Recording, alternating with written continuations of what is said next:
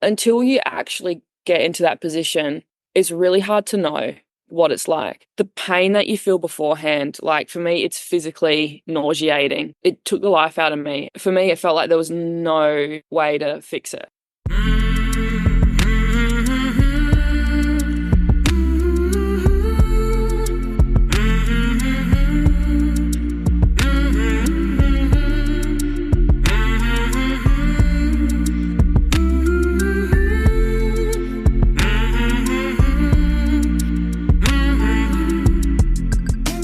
Hey there, my name is Sean, and this is Suicide Noted. On this podcast, I talk with suicide attempt survivors so that we can hear their stories. Every year around the world, millions of people try to take their own lives, and we almost never talk about it. We certainly don't talk about it enough. And when we do talk about it, many of us, including me, we're not very good at it. So one of my goals with this podcast is to have more conversations and hopefully better conversations with suicide attempt survivors.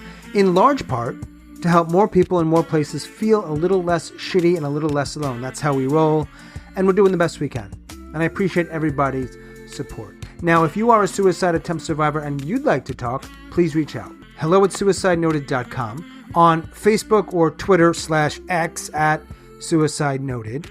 A friendly reminder, if you rate and review us, that really, really helps people find the podcast. Of course, we want that. Check out the show notes to learn more about Suicide Noted, including our membership. And a big thanks to Deanna. She is a new member. Thank you, Deanna. Finally, we're talking about suicide on this podcast. We don't hold back, so take that into account before you listen or as you listen. But I do hope you listen because there is so much to learn. Today, I am talking with Scarlett. Scarlett lives in Australia, and she is a suicide attempt survivor. Scarlett, you're literally in Australia. Yep. So is it like, what, 8 a.m. there? 8:30. Is this what you normally get up? Is this a normal time for you? When I'm working, yeah. Okay. You're working today? Yeah, later in the day though. I took the first half of the day off. Got it. And we're talking. Yeah, we are. I'm pretty keen actually. Some people get nervous.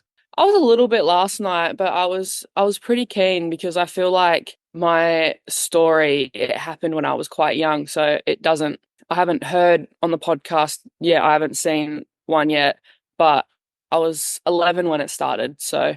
How old are you now? 18, just turned 18. Oh, happy birthday. Thank you. Can you drink booze there? Is that 18? Is that the age? Yes, I can. A lot of people do it beforehand, but that's everywhere. But legal age, 18. It is Australia. Everyone loves their booze. Australians are known for a few things. Beautiful beaches. Yes, we do have lovely beaches. Kangaroos, koalas. I'm just going down a very short list of various stereotypical things that we associate with Australia. Unique animals, unique country. Yes, we are. I think the best little animal that we've had come to our front yard was an echidna. I'm going to have to Google that. It's like a hedgehog, but cuter and not as dangerous. Porcupine. It's a weird thing. It's like a mammal that lays eggs. It's weird, but that's Australia. That's Australia. So you're 18 now, and you mentioned 11 years old. You want to start there or before there? I reckon the good starting point is probably then when I first started feeling those bad thoughts. Do it. So I was 11. In Australia, that's grade 7, just about to finish primary school. And I had dealt with some social bullying for probably a good 18 months. Like, it wasn't physical or verbal or anything like that. It was just because I was in such a small school. It was just kind of being left out and being gossiped about and having rumors spread. And that kind of started my anxiety quite a bit. I was quite an anxious kid during that year. I started struggling with sleep, and then I'm quite into sport. So I played a lot of basketball. I played quite competitively. And I broke my foot. From there, I broke. It was quite a hard thing for me, and primary school was quite difficult. I also had a not great relationship with a teacher, overstepped some boundaries. At 11? Yes, she didn't mean anything by it, I don't think. It was more her caring so much to try and help me, but it kind of made it worse. There were times when it'd be recess time and the rest of the class would be outside, but I'd be inside one-on-one with this teacher, which at the time I didn't realize was not what you're supposed to do because I was 11, and it took me a long time to understand that I wasn't at fault. But it was quite a hard time, and my parents didn't know about it until the end of the year. And then that's when they were like, okay, no, this isn't okay. When you say you didn't realize that was okay, she wasn't just talking and listening. No, she wasn't. Okay. It's a gray area. I can't really talk about it too much, but I can go over it briefly. It was quite a scary time for me because I didn't know anybody that was going through thoughts of wanting to hurt themselves and self-harm and not wanting to be here. So I didn't attempt until I was about 13, but the self-harm and the self-destructive actions were definitely there. It was quite scary. My sister, she was 8 and she saw some of the stuff that I had to go through, Mm. and that really ruined our relationship. We still get along, but it's quite up and down depending on my mood and now hers, because she's quite anxious now as well, which I sometimes blame myself for, but there are other contributing factors. It wasn't until I got to high school, though, when I really, really struggled a lot more on a bigger scale. I still was in contact with this teacher because she gave me her private number, which, again, big no no, but it happens. My parents ended up cutting her off from me and was quite no, which I didn't like him for at the time, but now definitely did the right thing. And then once I got to high school, it, yeah, got quite bad. So I would have been 13 when I had my first attempt. I had been on antidepressants since I was 12. I overdosed on those at home in the morning, but then obviously mum took me to school. So the reaction happened at school and I ended up having a seizure under the desk. And what happened? One of my friends was looking under there. She went like, because we were just sitting on the carpet because our classroom was quite congested. And that meant that half of my body was kind of under the desk because we had one of those tall, like, stool ones. She didn't hear me talking for a good like 5, 10 minutes. So she looked under and apparently I was just like seizing and shaking. It wasn't very good, obviously. I don't really remember heaps of it, but yeah, I ended up going in an ambos. You didn't say ambulance, you said ambos. Yeah, that's the little slang we have for ambos. I like that. Use that, I think. I think I'm gonna start using that. Ambos. So I ended up going in an ambos and they did a bunch of like tests and whatnot, kind of flushed it all out and did their doctor thing. They said I was quite lucky that the antidepressants I was on obviously wasn't the super, super like strong ones, because you know some are quite like a lot more dangerous than others. Because I was still a kid, they had me on like not as strong ones. When they say lucky, they mean lucky that you didn't die. Yeah. Did you feel lucky that you didn't die? I mean, at the time, no. There's times where I did wish that first one did work, because there were a couple more that happened afterwards that were a lot worse. And I Mm. wish that sometimes I wish that it worked and I didn't have to go through that, or I just learnt my lesson the first time. But obviously I didn't. That's an interesting way to frame it. Learned my lesson. I'm quite harsh on myself, so I think of it like that. What do you mean when you But say high school got a lot worse? I think high school for me, I am a perfectionist. So I want straight A's. I want to get a good grade. I want to be good. I want to be liked. I want my teachers to see me as a good student. Most part they did, and I did get my straight A's. I did finish school with a really good grades, but the pressure I put on myself was quite ridiculous. I would stay up until 1 o'clock, 2 o'clock in the morning and make sure that my assignments were done. This was when I was in year 8 and 9 as well. So all the way through, I did that. I would do heaps of homework on weekends, just perfecting everything I could. I'd just spend so much time on it and it just became exhausting. So by halfway through the year, I was already just like, ugh. I was setting myself up for failure in a sense, not academically, but mentally, because you can't run on empty. That was quite difficult, but my teachers were amazing. I think one of my teachers actually saved my life. She was an absolute godsend. Yeah, she just listened and she didn't break boundaries. She went by the rules. She did everything. And that's what I needed when I was younger. Yeah, she'd let me sit in her office and do my work there, and she'd help me out when I needed it and put boundaries in place. She'd be like, you can only be here for 15 minutes and then you have to go back to class. But that 15 minutes put me in a mindset of safety and comfort. And I leaned on her quite a lot, and she took it like a champ too. Nonetheless, there is another attempt coming. Technically, there's 3 more. Over how many months or years? So over 4 years, I had three more attempts. Two were OD, and the other one was cutting. All right. What was number two? What grade were you in when number two? Number two, I would have been in grade 10, so I would have been 14 or 15. Do you know why that day you did that?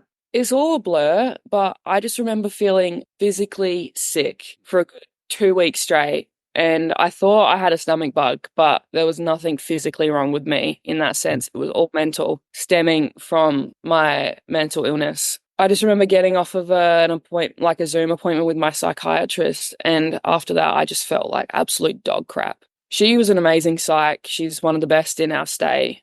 She's impossible to get into, but I was lucky I got in. But I was just broken, and there was nothing that she could say to me that would change my mind. Were you home because of COVID? Yes, it would have been, yeah. It would have been restrictions. I would have had masks at school, but obviously appointments, they'd try to make them Zoom. So things just built up. Things built up. I wasn't able to play sport because I love sport, and that's a massive outlet for me. I wasn't able to go and see my friends because they were in a different town, so it was a bit harder, and I didn't have my license. So that was the only place I could see them was at sport. I didn't feel like I could reach out because I felt like everybody else had so much going on because COVID put so much stress on everybody else. Hmm. So I felt like an even bigger burden. I already felt like a burden, but I felt like 1 times 10. Because during COVID, you feel like who wants to deal with your shit when they've got all their other crap going on too? You use the word my mental illness. What's your mental Yeah. illness? So when I was 11, I was diagnosed with depression and anxiety, but I didn't feel like that was it. I felt like there was more. They didn't diagnose me with borderline personality disorder, and that was just after the second attempt. Do you think you have that borderline personality disorder? It makes sense. At the time, I had no idea what it was because the stigma around personality disorders is quite a negative one. Some people see it as, oh, you're a manipulative sociopath who doesn't understand, or some people will be like, oh, do you have 7,000 different personalities? But it makes sense. The diagnosis in turn helped me get more targeted therapy, but also it's a bit difficult when you kind of go around and you see everybody and there's more people that are like that as well. And to see more people that like the diagnosis of mental illness increase has been quite hard to watch since COVID. It's not something I can necessarily fix. I just kind of have to sit there and empathize with them, I guess. Yeah. COVID stuffs up a lot of things. So that second one, what happens? I was prescribed sleeping pills because obviously I was up and I couldn't sleep on like without extra help because I was so focused on my schoolwork. My mum, she would give them to me like one at a time each night. She'd be like, here you go, to stop reduce the risk of overdose. But she didn't know that I was pocketing them in my school bag for a good 4 weeks. And then once that month got around, I had enough to really do some damage. I took them early in the morning thinking that it would work pretty much straight away. It was probably about 2 hours. And at that time, I was at school. Because I didn't want to tell my parents, I was petrified because how are you supposed to tell the person that gave you life that you don't want it anymore? So I took them in early in the morning, went to the first class, made it through the first class, was just quite tired and dizzy. Went to the bathroom, sat there for a couple of minutes, still was conscious. I was like, damn, I'm going to have to go to class now because our school can have some rambunctious children. So they have teachers doing duties during class time to make sure that kids are in class. So I was like, I better go. So I got into my class. It was actually my PE class with my teacher that I had that was amazing. I felt equally as guilty because I told her that I was doing okay that week. I remember sitting on my desk, pretty much falling asleep on the desk while she was explaining what we were doing for that day. My friend next to me noticed, and she obviously knew about my first attempt. So she actually took the initiative to look in my bag, and she found the leftover capsules because I had them stored in my school bags because my mum didn't go through that. And she told my teacher straight away, and my teacher pulled me out of class. And I remember looking at her and falling straight back in the corridor and just passing out right there. The rest of it was really a blur, though. The one thing I thoroughly remember is my teacher putting me in the recovery position, and I grabbed her hand and I told her, please don't let me die. You were stockpiling for a month Hmm. with the intention of taking your own life. And Yeah. then when you might be dying, The one thing I've learned after doing it that many times is the regret still happens. As soon as you do that one thing that could end your life, the regret comes in so instantly. Each time I've done it, it takes more and more and more for me to actually get to that point. The feeling of having those pills enter your stomach, it's just instant regret. They called an ambulance straight away, though. Not called an ambulance. It's called an ambos. Get it straight. Get it right, Scarlett. We're down under now. Okay. They called an ambos. They had these like sheets that they covered the hallway with so people didn't realize who it was, but my classmates obviously did because I was the only one out of the classroom Right. and word got around quite quickly, so that was lovely. But I remember going in and out of consciousness. They were rubbing on my sternum. They were trying to keep me awake. My dad was there when I opened my eyes. He got there super quick because I live like 2 minutes from school. I was in the top building, so they tried to walk me down the stairs, but after the first 3 steps, I just passed out and they had to carry me down the stairs. I don't remember being in the ambos. I remember waking up in the resus room. I had oxygen masks, defibs on my side of my chest, all the ECG stuff, catheters, all that stuff. I also had no t-shirt on because they had ripped it all up and cut it all open because they're trying to get to you and save your life. It was quite a scary time. Like everything I saw, it was all wonky donkey. It was just completely a scene from a movie. You know how like cameramen like edit it and like shake it and all the editors, it's like all shaky and there's lights everywhere. It really is like that. Wow. It was for me anyways. And then they had to like get me to the big hospital in the city because I don't live in the city. So they took me to the Women's and Children's Hospital. There were heaps of nurses and at least 3 doctors working on me. And then I woke up in the ICU about 10 hours later. You were talking about the regret just after taking it, like as much as you can recall here, because I know a lot of it's blurry. Like, were you leaning more towards save my life or let me die? I think I was more towards save me, in all honesty. I get anxious because I worry that people think that's just who I am. I just want it. I just want it to happen, but then I don't, and I'm just so undecisive. But until you actually get into that position, it's really hard to know what it's like. Sure. The pain that you feel beforehand, like for me, it's physically nauseating. Yeah, it took the life out of me. And for me, it felt like there was no way to fix it. After number 2 as well, or no? I know number 2 leads to number 3, but Yes. is it a bit of a peak in a valley here, or is it just? And that's what my psych said, the BPD diagnosis. She said that it is similar to bipolar in the sense that you do go up and down quite easily. So that also was in play, and they were trying to make those big lows a lot less low, but it was quite difficult for me. When they went to the hospital, this is after number 2, and they saved your life. Did you go to another kind of hospital? They didn't put me in a psych ward because they said I was too young to be put in one, and the people there were quite full on. So they Right. admitted me for 48 hours in the children's ward because my heart rate, I think the lowest it got was 29 beats per minute. Its resting rate was in the 30s for the rest of that, like my stay. They wouldn't let me out until my heart rate rose to about 50. So, Are you in Western Australia, by the way? no, I'm in South Australia. South Australia. Okay, so Melbourne is southeast, right? Yes, I'm South Australia, which is in between WA and Victoria, which is where Melbourne is. Nobody in the United States knows what the fuck you're talking about right now. Western Australia is WA, so it's on the west side. And then in between that and Melbourne, which is that side, is South Australia down the bottom. And you're not that much, you're about our size, the continental United States. Yeah, it is quite big, very spacious, which I love. Very lucky to be living here. I mean, you're living. Yes, I am very lucky to be here in general. Do you feel that way? Now I do, yes. Knowing what your last 5 years have been like, and by the way, I'm curious about suicide attempt number 3 and 4, but knowing what the past few years have been like, do you think it's possible that if I caught you on a different day, you might answer that question, do you want to be alive, differently? Yeah, definitely in a better mindset now, and the lows aren't as low, but there are times where I'm like, God, it'd be easy to do. Maybe also if you're in a low, you're not reaching out to me. No. I'm in the mindset where I can share. Keen to even, you said. Keen. Yes, I am keen to.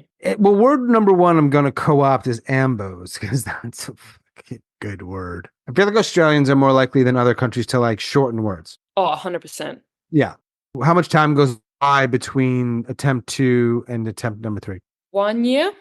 Anything Um, going on major that like changes, or is it just similar ups, downs, similar pressures, so on? Similar, there was just kind of one thing that was added. I struggled quite hard with romantic relationships. The idea of it makes me quite nauseous. Hmm. Like, I want to be able to be in a relationship, but it was just really hard for me, and it still is quite a difficult thing for me. It's just Hmm. the anxiety of breaking somebody because I feel like there's times where I'm just too full on.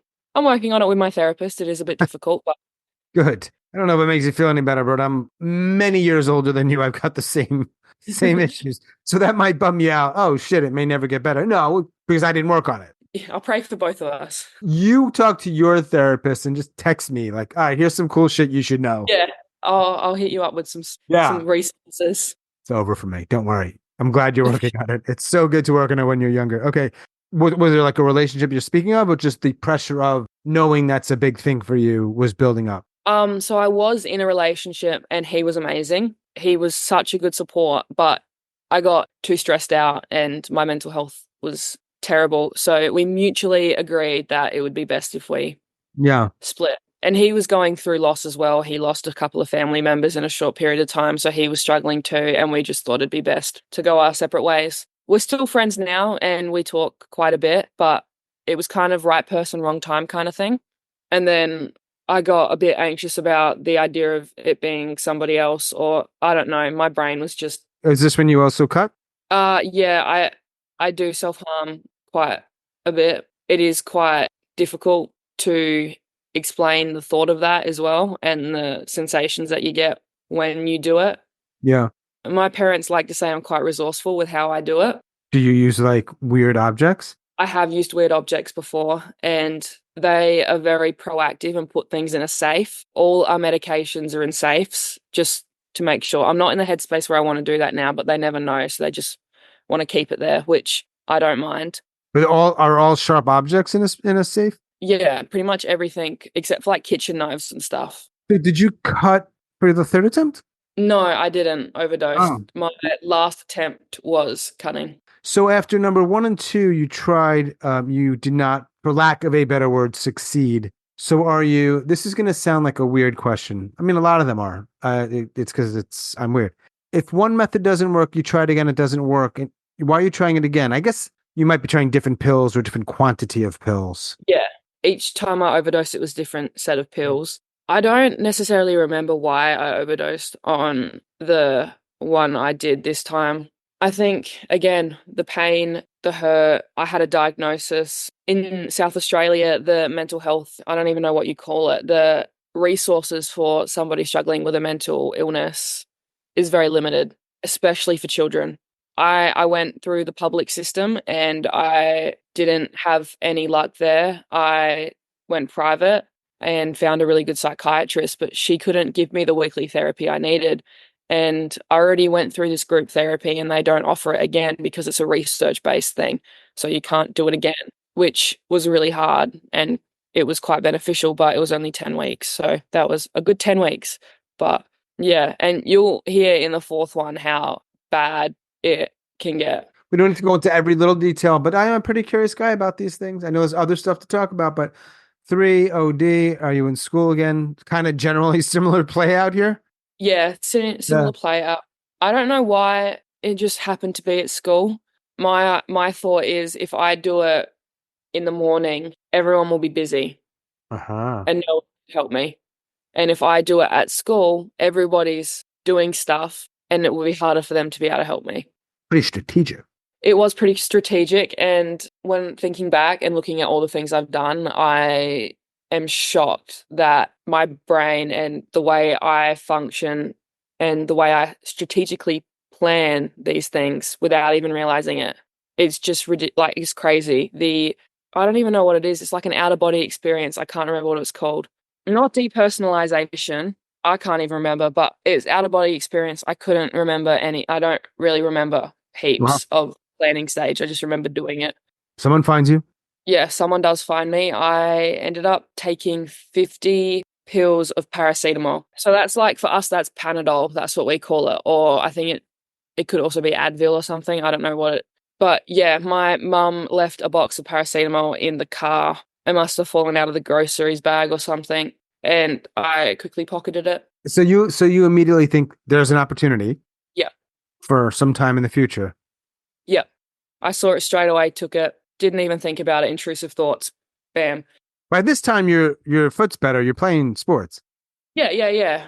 Some of the things that would make you feel okay, you were able to do. Yeah. So I was still playing sport. I was quite physically active still, but it wasn't doing it for me. Yeah. And I felt like the medication I was on wasn't doing anything for me either. I felt trapped. This time it was quite difficult for me as well, because that year I had a basketball teammate commit suicide and succeed. Heartbreaking, and it broke me. And I regretted not speaking to her as much as I could have because she lived in a different state. Yeah, quite a hard time for me and the rest of my teammates. I guess her doing that kind of not necessarily sparked my terrible thoughts, but definitely played a part. I was kind of thinking, one part I was like, how did that happen? How could she do it? And how come I couldn't? There was that feeling. But then there was also, oh my God, I'm so lucky. So I was so torn. And eventually the negative outweighed the positive, and I ended up overdosing. I took the paracetamol and I went to the emergency room and I looked at the doctor and I said, am I going to die? And he said, it's hard to be sure. Words one does not forget. Yes. And I remember looking at my mum and my dad, and the look in their eyes Mhm. is something that I will never forget. My dad never cries, and he cried, ugly cried. Yeah. He looks like a big scary biker guy, but is like the biggest teddy bear ever.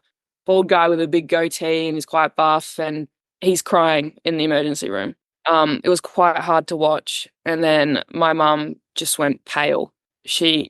And she just tears. So they put me on charcoal and they rushed me to the bigger hospital in the city, What's the city in South Australia? Adelaide. Definitely not a Melbourne or a Sydney. Right. They put me on charcoal, the emergency room nurses, they were amazing. The doctor was really good, quite get it all done, get it out, like put me on heaps of charcoal, I can't remember what else they gave me, but they gave me a couple of other things. Did like a liver function test and whatnot. They had one of the nurses from the psych ward come visit me. She was like, I don't think you understand how lucky you are today, Scarlett. Like, this was after I got the all clear. She said, I know people that have done half as much as you and they needed a liver transplant.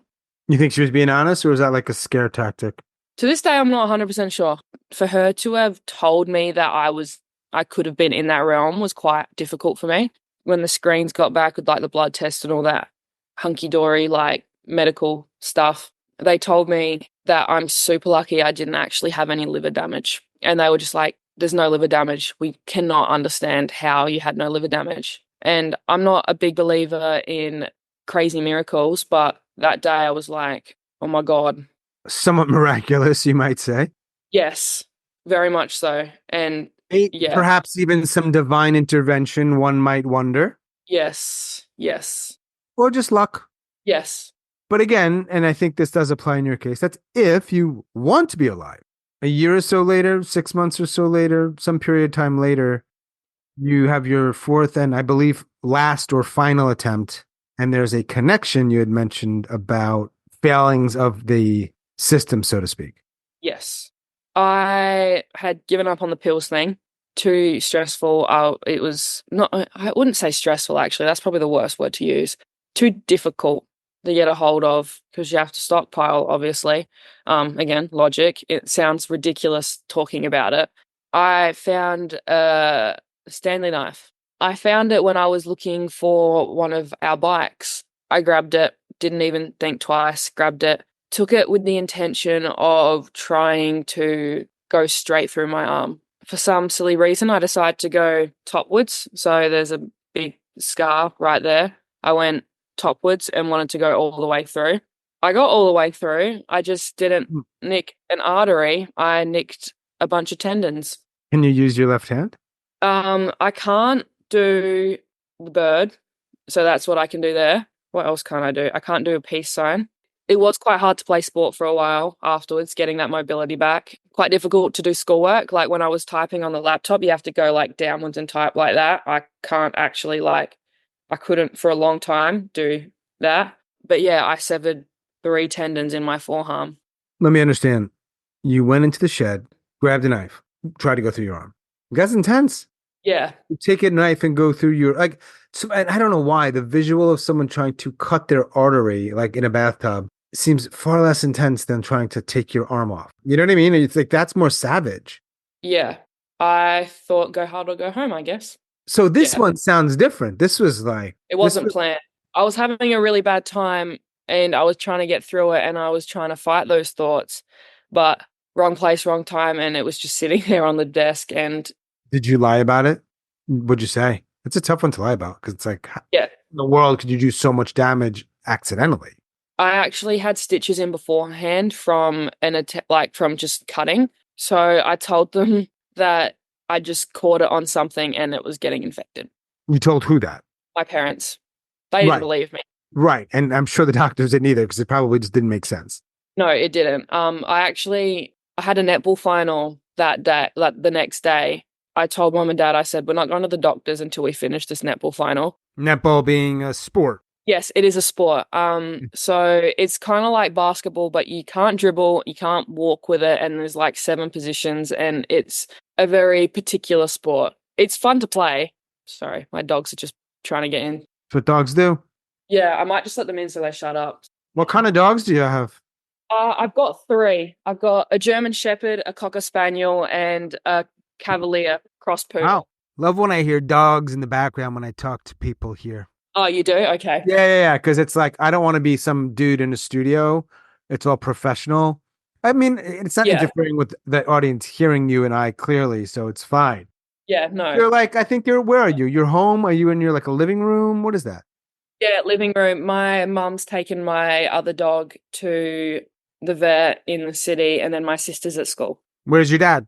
He works in a uranium mine. So he goes away for a week, comes home for a week. Dad, mom, you, sister, younger. Three dogs and a cat.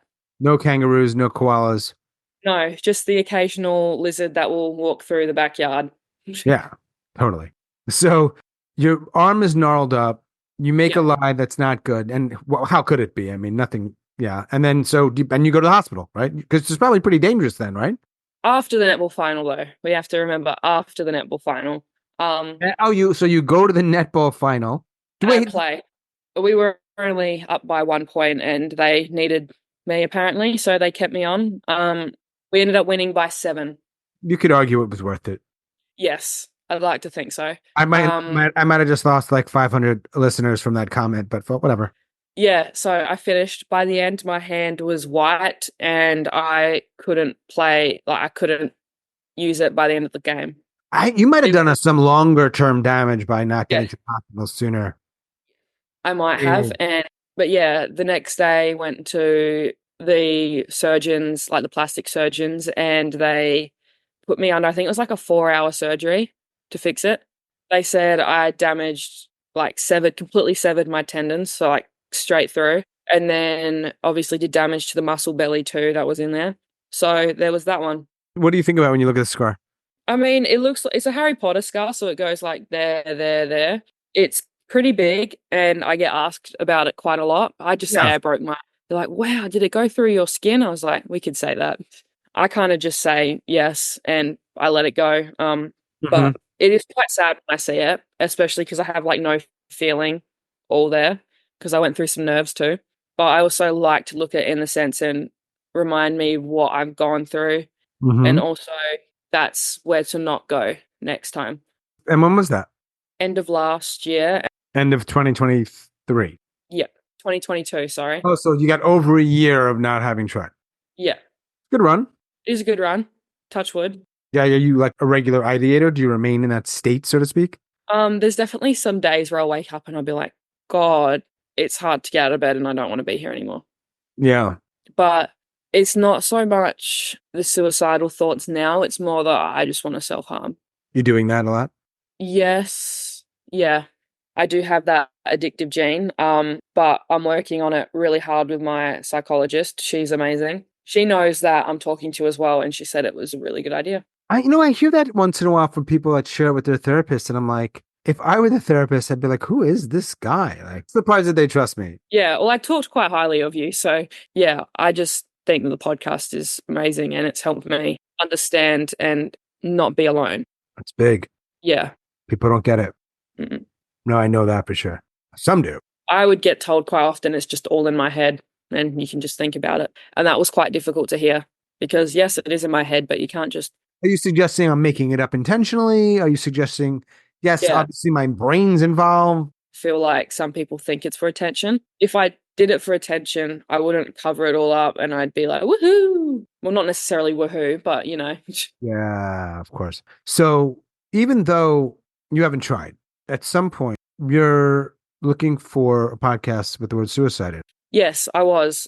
I was looking for some podcasts. Initially, I was looking at podcasts for people with BPD because I couldn't find much on like heaps online or anything like that. It was quite difficult to find things for that weren't all negative. I listened to one or two, I can't really remember the name. Listened to a couple of episodes, didn't really like it. And then under related, it had yours on there. And I was like, oh, Oh, I'm really glad to hear that my thing sometimes comes up, even in the related section. If you didn't put in suicide, you didn't, like, it wasn't suicide that you put in. no. And then, like, after I listened to it, I scrolled down, looked at, like, suggested, and it was, like, the second one on there. So I pressed on it, and then I saw that there was heaps of episodes, and the ratings were quite good. So I listened to it. It was really good. You look at ratings, it matters. Yeah. Don't you think this is an awesome time for me to tell people to rate the podcast? They should. So you listen, you thought it was at least okay. We're here. Equally important question, and I think I have an idea because you said some of this earlier, was that you not only found it, but you wanted to talk, you were keen to talk. I don't know if I'm entirely clear why you wanted to, because I think well, yeah, you tell me. I wanted to share my story because I don't know anybody that went through it so young. I didn't learn the self-harming tendencies from anybody. It just came to me naturally. I never heard about it beforehand. And I think if I had found the podcast earlier or if I knew somebody who was going through it at a young age like me, I probably wouldn't have done the attempts. Hmm. Or that's probably a big thing to say, but I probably would have felt less alone. And who knows how that plays out? Sure. Yeah, 100%. It's quite hard. I look back quite a bit. I want to be able to look forward and just keep going and being present.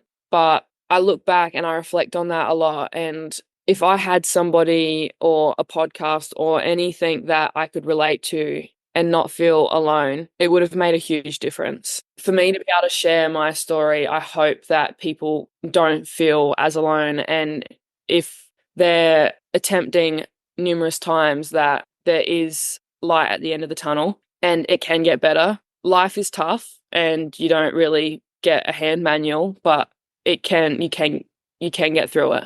Did you finish high school? Yeah, I did. I finished. I got into uni. Where? Just the one in Adelaide, and I'm studying occupational therapy. Makes a lot of sense. Now, I know not much about Australia, that's clear, but do you live in the bush? No, no, no.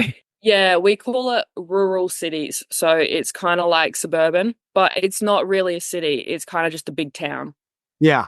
My dad, though, he works out in the bush. He would see dingoes and all sorts of emus and Wow.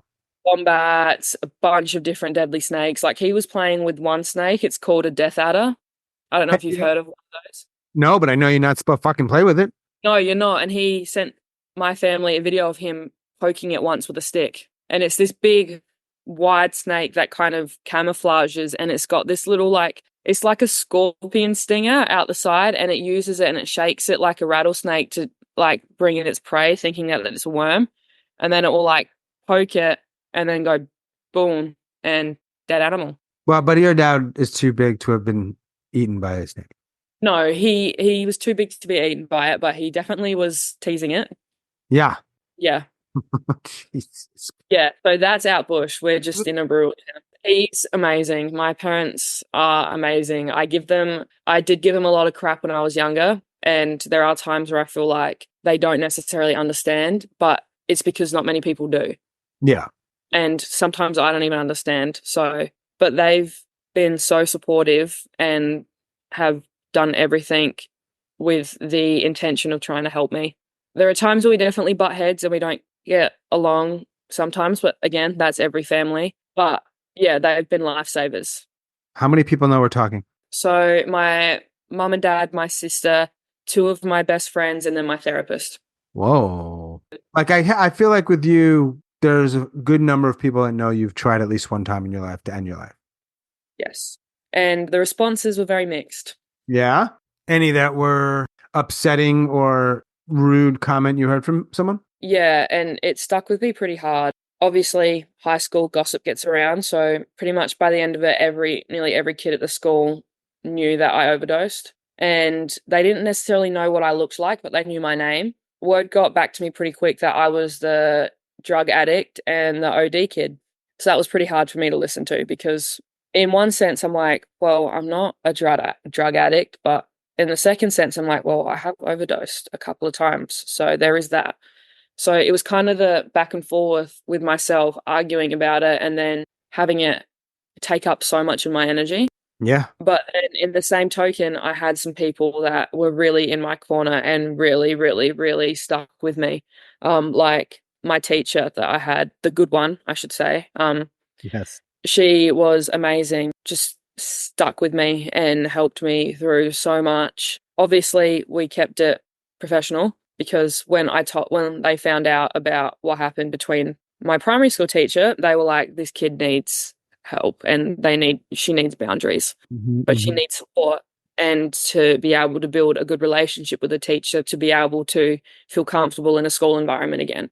So her and my school counselor, who again, he is amazing too. He was an absolute godsend. I pretty much hung out with him for at least an hour each day at school. Sounds like you had a lot And of pretty good people in your life, actually, from what you've shared. yes, I've been really, really lucky. And I think that's another reason why I wanted to come on the podcast was because if you looked at me and my life from just viewing it and not really diving into it, or you'd think that my life is pretty much perfect. I'm super lucky and I don't want to take it for granted anymore. But I wanted to be able to share and express that just because it looks like it's going well doesn't mean it is. You can have the best support in your life, you can have the most amazing people around you, but sometimes that doesn't necessarily fix it or stop it from happening. When you think about your life, do you imagine it 5 years out, 10 years out, 20 years out, or is that way too far in that? I do have a future. I do like to see my future. I do like to dream.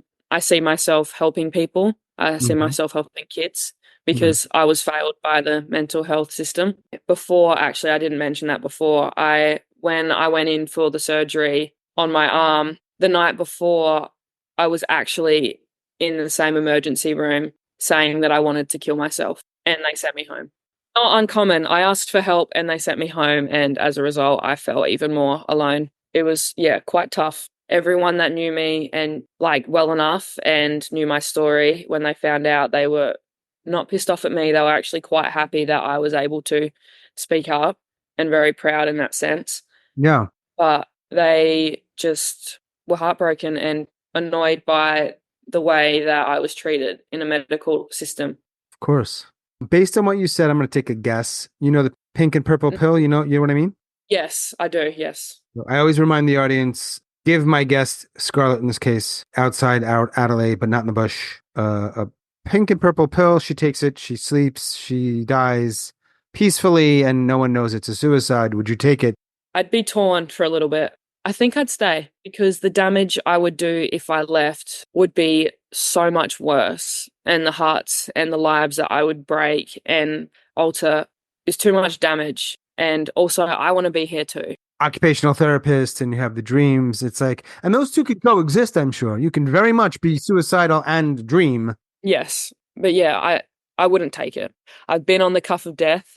I looked it in the eye and it's not fun. It's not what people think. It's not necessarily how the movies display it. It's not peacefully going away into sleep. It's painful for you. It's painful for the people that watch. It's painful for the doctors. It's painful for everybody. Life's too short and it's too precious to be able to do that. For me, I can't talk for everybody, but for me, it's too short and it's too precious. My biggest dream is to never have to do that again, Mm. or to never feel like I have to do that again. It's a lot of work to put yourself in a position to maybe never feel that way again. Yes, I and think. I'm prepared to do the work. I have weekly therapy. I do all these different things on my own. I try to self-soothe. I try to do all this stuff. I really try hard to do it. And it is difficult sometimes. You'll get out of bed and you'll have those really bad days. But again, light at the end of the tunnel and life can get better. Absolutely can. Yeah. Is there a myth or misconception that we've talked about some of them that sort of came up organically, but Yeah. any of those myths that did not come up that you want to discuss or dispel? Not everyone who tries to commit suicide does it with the intention of gaining popularity or attention. And that goes the same for people with BPD. Not everyone's manipulative in the sense that they try to do those things to pull on your heartstrings and they try to get attention through that way. Not Hmm. everyone.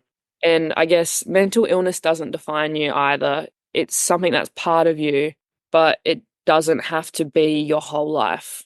Doing what I do now for work has definitely shown me that. I'm doing disability support work at the moment, and the people I work with are the most amazing humans, and my clients are just beautiful human beings who have changed my perspective on life in a way I never thought about it, the way they view life and the way they just go about it, not giving a flying fuck what other people think and getting what they want, like reaching for it and just working. And they inspire me. All my clients inspire me. In that sense, I think that's helped me a lot as well. My work is so fun and so rewarding, and just watching people grow and being able to help them and be a difference for them and being somebody that they let into their life has helped me as well. Yeah, of course. Like, I don't think my clients understand how much I appreciate them. Wow. Don't give a flying fuck is not a bad memoir title name. It's just No, not. I'm not saying it's the winner, but it's not bad. Come on, Scar. It's just strong language, but that's sometimes what we need, okay? yeah, You know what I'm keen to do or no? Your dog's names. my dog's names. Yeah. This one here that's sleeping, he's a little grumbles. Cocker Spaniel, yeah. His name's Alfie. Okay. The other one's in Adelaide, but Indy's currently sleeping. Indy, she's 7. She's a German Shepherd. She's a lifesaver. She's been my rock. She reads emotions amazing. It's actually quite hard for me sometimes when I'm in such a bad headspace where I feel like I want to self-harm. She'll come in, she'll sit on my bed, and she won't leave. She just knows. Amazing. An absolutely beautiful dog. The third one, he's my dog. His name's Buddy, a bit of a spunky boy. Oh, I got a photo of the dog on your phone. Yeah. He is my best friend. And there's a cat. I guess the cat counts. Yeah, she's pretty cool though. She's like a dog. She comes when she's cold most of the time. Her name is Yellow. Winnie. Damn. I've never guessed it right ever once. It's pretty unlikely I'm gonna guess the name. Yellow is a terrible guess. Winnie, cool. Good names, good dogs, cat. Well, what else would you maybe like to share? If you wrote some stuff down, you might want to have a quick glance to make sure Yeah. you I was just thinking, what would I say to my younger self? that Yeah. question. I'd love to hear what you think. I don't ask it as much as I used to, and I don't know why, but do you Younger wanna answer that self. one? My mum always tells me about putting things into perspective. And when I was younger, I didn't necessarily do that. It grinds my gears to hear her say that like 3 times a day, but it is one of the most valuable things she's ever said to me. Well, I mean, when you're younger, that's almost literally the definition of getting older. My parents raised me quite well, I feel, and I had to grow up quite quickly. I would like to say I was quite mature for my age. Gaining perspective on life and being able to see how other people feel and being able to empathize with them was a game changer for me. And just being able to be more selfless Yeah. and to be able to understand that everyone has their own challenges and everyone's got baggage. So I think her instilling that into me and my sister was huge. As much as I hated to hear, put it in perspective, Scarlett, like Seared into your every mind. day, Yeah. it's now ingrained in there. And thanks, Mum, for putting it in there. And you know what? I don't know if you're going to have a kid and you're going to be like, there's no way, but you know what you're going to end up saying to your kid? Oh my God, it will be. Yeah, it's so funny, but that's probably what's in some It form, will be. maybe not verbatim, but It probably will be something like that. you think they will, any of those people you mentioned, or perhaps others will, including you, listen to this when it comes out and Yeah, I think a couple will. I won't necessarily post it everywhere because I don't think it's for everyone to listen to. Privately send it to my close friends and family. I probably will end up sending it to my school counselor that I had because I think it's valuable that he hears it. He did so much for me and I am so grateful for him. And then obviously my best friends I'll send it to and then I'll listen to. And my therapist actually wants to listen to it too. So I get nervous about that one. Be kind to me. I'm not a therapist. I'm just a guy, bald guy in North Carolina, trying to have an open conversation. That's all I'm doing. Now, of course, there will be a lot of people who do hear this. Most of them you don't know, but it's a public podcast. I'm taking that risk because I think if one of my mum's best friends told me this, I work with her as well, and she's amazing as well. She's like my other mum. She said, if they listen to this podcast and it's a reason they don't want you or want to hire you, you don't want to be working for them anyways. And I think that too. And then obviously, one of the people I spoke to, she's my best friend by a landslide. She witnessed all of it when I was in primary school and she took it like a champ and she's still here. Somehow she hasn't been scared off. And I think at the time it was very underappreciated in the sense that it was just very overlooked and I just didn't realize it until a couple of weeks ago and I was like, oh my God, you've been here through the whole thing. She's just been absolute godsend.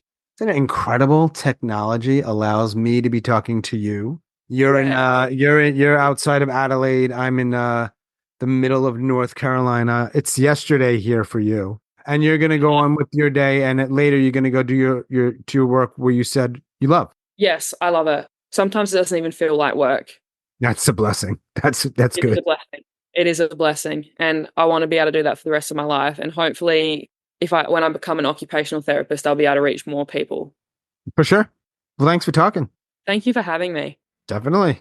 It's an honor. All right, Scarlett. Appreciate you.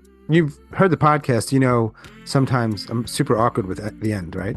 Yeah. So I'm just going to thank you again and hope your day goes well and leave it at that. Yeah, 100%. Cool. Cheers, mate. That was good. Take care. Bye. Thanks. Bye. As always, thanks so much for listening and all of your support, and special thanks to Scarlett Down Under. Thanks, Scarlett. If you are a suicide attempt survivor and you'd like to talk, please reach out. hello@suicidenoted.com, on Facebook or Twitter/X @suicidenoted. And a friendly reminder to check the show notes to learn more about the podcast, including our membership. And hey, thanks again to Deanna. She's a new member. Thanks, Deanna. And that is all for episode number 203.